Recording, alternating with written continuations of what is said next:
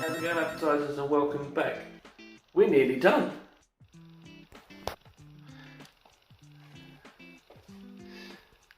So yeah, we are painted. Cupboards are pretty much, well, everything's there. There's a little bit of damage on that door.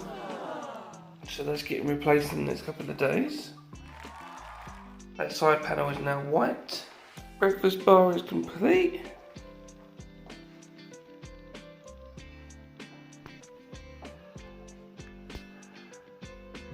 We've got a radiator there to put on.